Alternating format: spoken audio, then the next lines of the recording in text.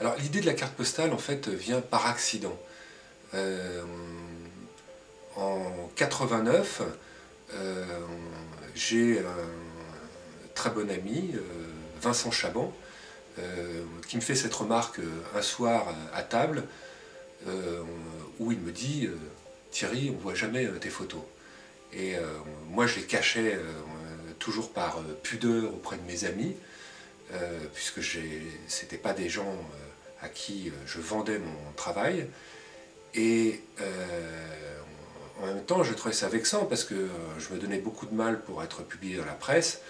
Et donc l'idée que mes photos ne soient pas vues était pour moi blessant. Et donc à ce moment-là, je me suis dit, bah, tiens, je vais m'éditer moi-même. Et pourquoi pas sous forme de carte postale, qui était une forme d'édition simple, puisque je pouvais le faire moi-même. C'était beaucoup plus simple d'éditer une carte postale que de faire un livre.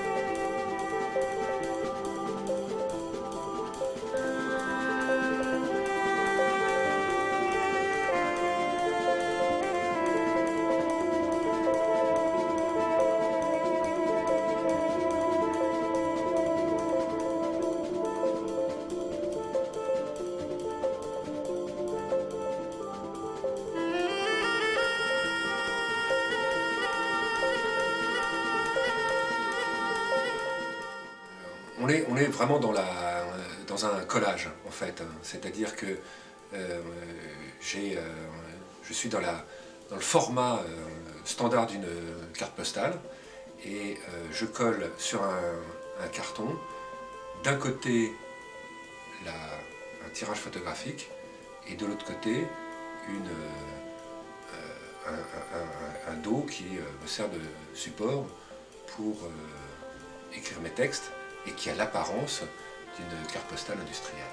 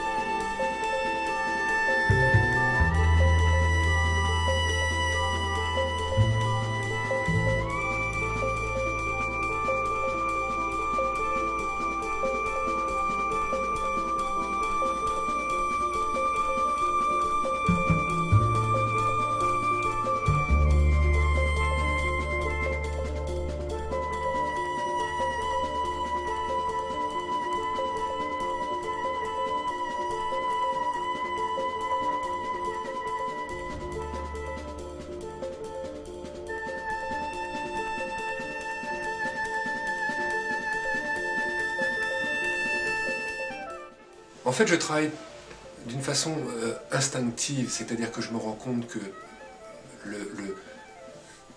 le fil conducteur de mon travail, généralement, est l'intimité. Et au fond, cette correspondance tout d'un coup, et juste un récit intime des pensées que nous pouvons échanger avec un ami sans forcément le voir tous les jours. Et au fond, quand j'écris une carte postale, c'est comme si je dînais avec lui et que je lui faisais part de mes joies, de mes peines, de mes remarques, de mes contrariétés ou de mes observations qui, je le sais, pourront nous faire rire tous les deux.